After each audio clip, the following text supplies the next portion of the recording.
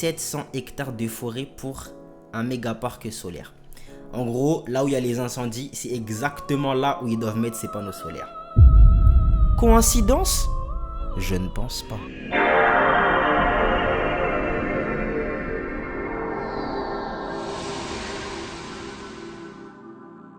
Wagwan YouTube, ça dit quoi l'équipe, j'espère que vous allez bien. Moi ça va, alhamdulillah, vous connaissez votre boug. Si vous habitez en France ou si vous regardez un petit peu les infos de ce qui se passe en France, vous avez vu les incendies qu'il y a en Gironde, c'est comme ça qu'on dit Gironde. Et à propos de ces incendies là, j'ai vu pas mal d'informations tourner qui montraient un petit peu leur plan derrière ces incendies là. Parce que pour moi les refs, c'est même pas pour moi, hein. Si vous regardez bien, le gouvernement a clairement quelque chose à y gagner derrière ces incendies là, donc ça les arrange ces incendies là quelque part et ils s'en cachent même pas. On va regarder des TikTok et je vais vous montrer aussi moi ce que j'ai recherché sur le coin, parce que pour la première fois j'ai préparé les reacts en avance, parce que cette histoire là les refs, elle est trop bizarre, On va commencer les refs, installez-vous confortablement, petite boisson, petite collation, vous connaissez la chanson, c'est parti, let's go famille. Alors déjà pour commencer, je suis tombé sur son TikTok à lui, c'est ça qui m'a donné envie de faire ce react. Regardez. Là, les incendies sont pas naturels du tout, mais c'est pas du tout naturel. Les gars, une petite cigarette, ça brûle pas 50 000 hectares. Même, je vais vous dire, bah faites le test, mais vous faites le test, après vous mettez de l'eau vite fait dessus. Vous mettez une petite cigarette sur une brindille, etc. Vous verrez que ça brûle pas, ça met. Alors ça pour le coup, y a quelqu'un qui en a fait une vidéo pour expliquer que si, pour le coup, et c'est dû notamment au... Je pense que je vais vous laisser l'expliquer directement. Donc c'est lui, Jamal Ouazani. J'espère que je prononce bien. Mais c'est lui qui a expliqué pourquoi des petites flammes, ça peut brûler full up d'hectares. Regardez seulement. Il faut vraiment arrêter de croire que tout ça, ce ne sont que des catastrophes seulement naturelles. Tous les feux de forêt que tu vois à travers la France, mais aussi au Maroc, en Algérie, en Tunisie, en Espagne et partout dans le monde, c'est la conséquence directe de notre propre déni sur la situation cataclysmique dans laquelle nous vivons. Et à la fin de cette vidéo, tu en sauras assez sur comment ça peut changer. Alors enregistre bien la vidéo parce que je vais te montrer pourquoi. Parler de catastrophes naturelles, ça permet surtout d'innocenter les élus politiques. En fait, les feux de forêt ne sont pas des aléas naturels d'une nature capricieuse et déchaînée. 9 feux sur 10 sont d'origine humaine. Mais toute la France ne se met pas à brûler comme ça parce qu'il y a une épidémie de pyromanes en liberté ou des free barbecue parties. C'est plutôt à cause de décennies de choix politiques qui incendient le pays à petit feu. En fait, un mégot allume un feu, mais il n'explique pas que la végétation soit desséchée. Et aujourd'hui, près de 98 000 hectares ont brûlé et plus de 250 000 personnes ont été évacuées. Et oui, en fait, quand la végétation elle est sec comme ça facilite les incendies. Après Chido, il y a un cyclone chez nous, Chido, à Mayotte du coup, qui avait asséché full up de végétation et à la fin, non, asséché, qu'est-ce que je raconte? Les arbres étaient humides, bizarres et secs par là, bref, c'était sec. Et du coup, ils étaient beaucoup plus faciles à brûler et il y avait des incendies un petit peu partout. Du coup, c'est normal que la végétation sec facilite la propagation des incendies. Gironde et dans les Landes. Un orage de feu au-dessus des hectares brûlés en Gironde est apparu. Des animaux courent et galopent hors des flammes. La biodiversité est menacée. C'est donc la politique qui rend le pays inflammable. En plus, on nous répète que le feu frappe tout le monde. Oui, mais tout le monde n'a pas les mêmes portes de sortie. Les réfugiés climatiques venant des Suds, l'écocide en Palestine et les foyers ruraux dans l'Atlas marocain n'obtiennent pas la même compassion quand on les voit s'étouffer dans les flammes. En France, après les incendies de 2022, Macron promettait 16 Canadair d'ici 2027. À l'heure actuelle, aucun nouvel appareil n'a été livré. En 2024, le gouvernement d'Attal a aussi annulé la commande de 2 Canadair. Pendant ce temps, le gouvernement préfère acquérir un porte-avions. J'ai vérifié, c'est réel, l'article il est hal. Il a dit, je cite, « La France procédera au renouvellement de sa flotte actuelle de 12 Canadair et à l'achat de 4 Canadair supplémentaires d'ici 2027, portant son nombre à 16 d'ici la fin du quinquennat. » Donc ce que le man est en train de nous expliquer dans ce TikTok, c'est pas des lol. Le gouvernement s'en bat les steaks. Pendant ce temps, le gouvernement préfère acquérir un porte-avions qui coûte 12 milliards d'euros, c'est-à-dire 130 fois le prix d'un Canadair. Et je ne parle même pas ils ont d'autres projets. On verra clairement dans le futur, mais les gars, si on montre pas de suite là, il n'y a même pas ça que comme seul projet. Hein. Par rapport, vraiment le projet en rapport avec l'incendie, c'est ça que tout le monde ramène à chaque fois. Ça là. NJ et Noen, c'est ça, veulent défricher 700 hectares de forêt pour un méga parc solaire. En gros, là où il y a les incendies, c'est exactement là où ils doivent mettre ces panneaux solaires. Coïncidence? Je ne pense pas. D'ailleurs, il y a un autre mec qui m'a donné, un autre créateur de contenu qui m'a donné une info très intéressante qui montre aussi que le gouvernement est en train littéralement de mettre des efforts en place pour que ces incendies se passent comme ils veulent. Tu vois, il y a eu ce système-là. Là. C'est un jour, un cousin à moi qui m'en a parlé dans sa shop. J'ai pas trop suivi. Il m'expliquait qu'il mettait de la pisse dans sa voiture. C'est pas des blagues, les gars. La Blue. La Blue, c'est littéralement en train de bousiller le taf des pompiers, les gars. La Blue, c'est quoi? Donc, c'est un système anti-pollution obligatoire dans l'Union européenne. Donc, pour tous les véhicules diesel. Donc, c'est une norme. Voilà, une norme anti-pollution. Hein? Et c'est dans un réservoir séparé de l'essence. Et des fois, ça peut cristalliser dedans et ça peut bloquer en fait toute ta job. En fait, c'est une contrainte en plus à ta voiture, tu vois. Et il y a beaucoup de gens qui, pour régler ce souci-là, l'enlèvent de leur job, ce qui n'est pas légal. Si le réservoir d'AdBlue est vide ou si le système détecte une panne, le véhicule peut perdre de la puissance ou même ne plus démarrer après l'arrêt. Et ça, du coup, c'est aussi sur les camions des pompiers, tu vois. Et donc, ils ont besoin de leurs camions pour éteindre les flammes. Sauf que les camions, ils ont besoin d'AdBlue parce qu'ils fonctionnent de fou. Tu vois? Et donc, là, ils disent clairement que les pompiers ils sont obligés de quitter le front des incendies pour refaire le plein d'AdBlue, affaiblissant temporairement les moyens engagés contre les feux. Donc, si je capte bien, l'Union européenne a mis en place un moyen, voilà, un système pour réduire l'émission de quoi? D'oxyde d'azote. Qu'est-ce que ça fait l'oxyde d'azote honnêtement? Les émissions d'oxyde d'azote proviennent principalement du monoxyde d'azote et du dioxyde d'azote et elles sont causées par la combustion de carburants fossiles à haute température dans les moteurs industriels. Est-ce que ça pollue? Effets et dangers. Ils irritent les voies respiratoires et aggravent l'asthme. Environnement, ils créent de l'ozone, des particules fines et des pluies d'acide. Et des pluies acides, purée, qu'est-ce que je raconte? Des pluies d'acide, c'est chaud. Ouais, bon, ça pollue pour de vrai. Maintenant, le délire, c'est quoi? J'ai l'impression que... C'est même pas une impression, en fait. La pollution, quand il y a une discussion autour de ce sujet-là, que ce soit à l'Union européenne, ou au Parlement, ou dans le gouvernement français, peu importe, tu vois. Quand il y a une discussion par rapport à ça, les dispositifs qui sont mis en place n'entravent jamais les gens qui ont les moyens de polluer. Et je m'explique. Quand tu as des tales, ok? Quand tu as des tales, tu es un big chef d'entreprise, je sais pas moi, tu as une production qui va polluer. Je sais pas, tu tiens une usine de... Je sais pas gros, tu tiens une usine, vas-y, ça pollue un max. Si tu es en capacité de payer, ou si tu es en capacité de donner des tales au gouvernement, ils vont te laisser tranquille, tu vois. Ce qu'il faut comprendre, c'est que le gouvernement ne va jamais, je pense, hein, ne va jamais mettre des bâtons dans les roues aux ultra riches ou aux riches ou je ne sais quoi, tu vois. Donc, pour faire Zerma, ils ont des politiques en place pour la pollution.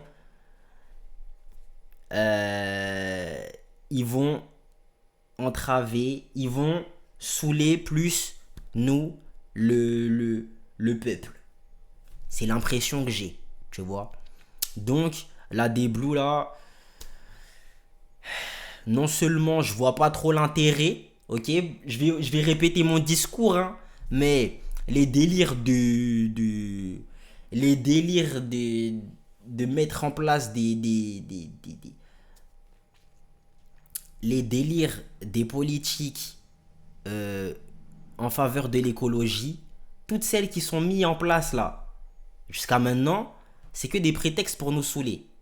C'est l'impression que j'ai, hein. Parce que là où on en est, c'est déjà foiré, hein.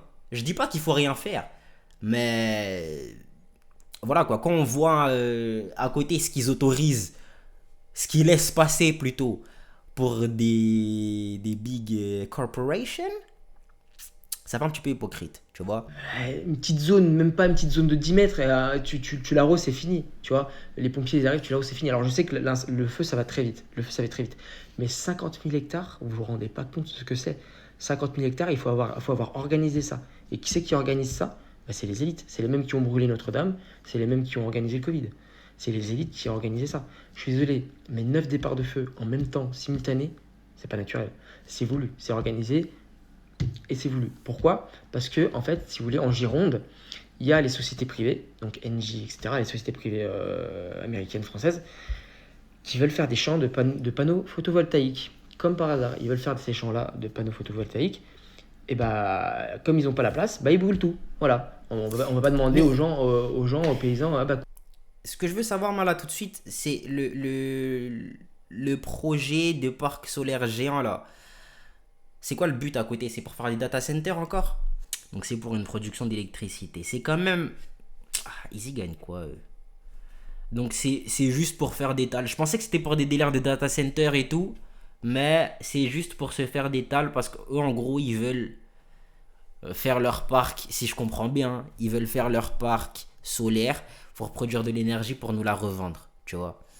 Donc, je pense sincèrement que l'énergie solaire, certes, c'est une énergie un peu verte, si tu veux, mais pour le gouvernement, c'est sûr que c'est pas une bonne chose. L'énergie verte, si ils peuvent pas, pour les entreprises plutôt, c'est sûr c'est une mauvaise chose si eux ils peuvent pas gratter leurs pièces dans celle-là, tu vois. Imaginons que moi j'achète mes propres panneaux solaires, ça va les saouler. Si eux ils ont leurs panneaux solaires et que je leur donne des tales pour me fournir de l'énergie, là ils seront contents de faire les panneaux solaires. Sinon, c'est pas rentable. coupez tous vos arbres, s'il vous plaît, nous on veut mettre on veut mettre quelque chose. Bah non. Et ils vont pas accepter. Donc ils brûlent tout et ils disent ah mince, c'est tout brûlé, bon on va vous racheter autre champ, c'est tout brûlé, mince, merci, on va mettre des panneaux photovoltaïques à la place. Ah, ok, c'est pour ça qu'ils devaient brûler. Parce que ça appartenait à des gens. Comment ils ont annoncé le... C'est une dinguerie quand même, hein, d'annoncer un projet alors que tout le monde n'a pas accepté déjà. Dingue. Voilà. Voilà. En fait, c'est toujours le même mode opératoire pour le Covid, pour les... En fait, il ne faut pas se laisser avoir en fait par les élites. C'est tellement flagrant, c'est devant nous. Comment on fait? Comment on fait? Là, en fait, on est une population qui est vraiment dans une certaine aisance, tu vois. J'ai envie de prendre l'exemple du Covid. Pour moi, et prenez-moi pour un complotiste si vous voulez, mais le Covid, c'était potentiellement une expérience pour nous montrer à quel point on pouvait être... à quel point on pouvait, genre, être persuadé de faire certaines choses, tu vois, genre... je sais pas si c'est le bon terme, mais en gros, à quel point on pouvait nous faire certaines choses, tu vois. Ils ont fait le pass sanitaire, là, et en fait, c'est la première fois, dites-vous, hein, avec le Covid, c'est la première fois où on nous a forcé à faire un vaccin. Si tu ne te vaccinais pas, tu n'avais plus de vie. Littéralement. Ah, t'as pas de pass sanitaire, tu passes pas là-bas. T'as pas de passe sanitaire, tu passes pas là-bas. Au niveau des infirmiers, c'était t'as pas tous les professionnels de santé, hein. Tu te vaccines pas, tu bosses pas. Faites du sens, il y a limite pas d'infirmiers. Vous voulez entraver les infirmiers d'aller bosser. Ça n'a pas de sens. Mais vraiment, c'est la première fois où on nous forçait à faire un vaccin, genre. À moins que... Peut-être j'ai une bêtise, j'ai pas vérifié l'info, mais... c'est comme ça que je le vois. La seule obligation vaccinale dans l'histoire, c'était la variole. Voilà. C'était où? En France, ouais. Si tu te vaccinais pas, on t'arrêtait. Sinon, Covid, c'était vraiment du chantage. Voilà. C'est du chantage. Tu vas aller là-bas, t'as pas de vaccin, je rentre pas. Ok.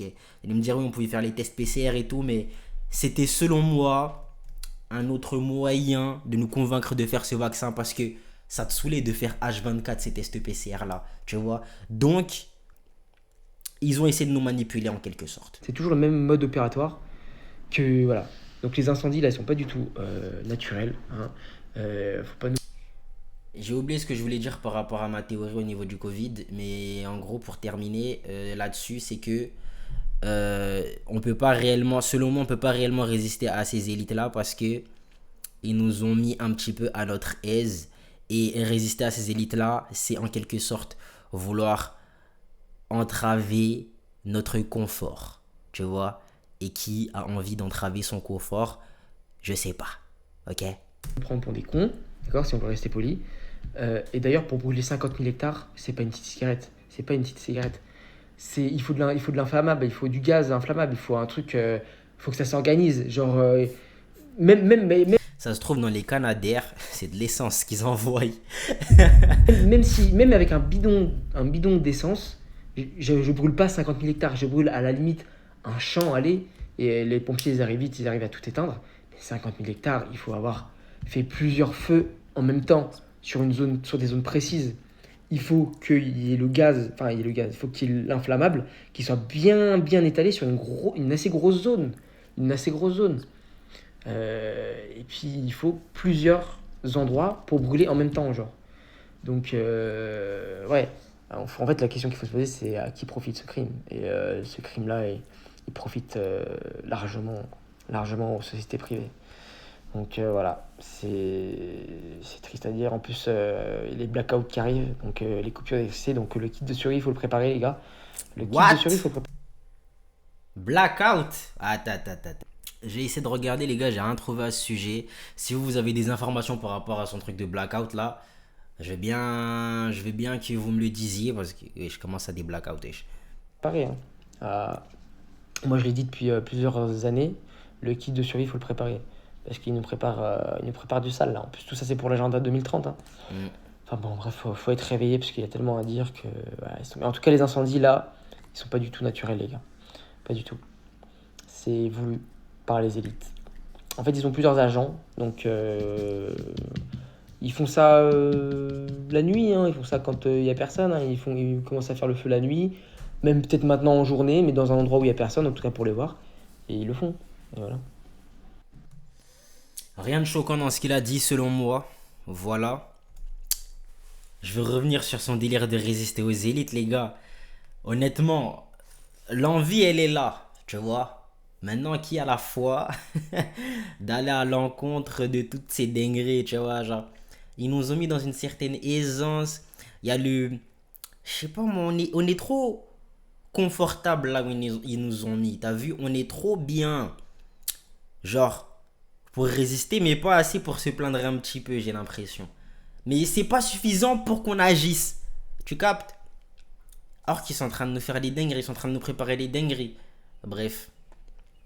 Vous auriez été prévenus, les refs. Et voilà, la mifzir, vous me direz ce que vous en avez pensé dans les coms. Nous, on se dit à la prochaine pour la prochaine. Vous savez quoi faire pour donner la ce fort. Ciao les nazes.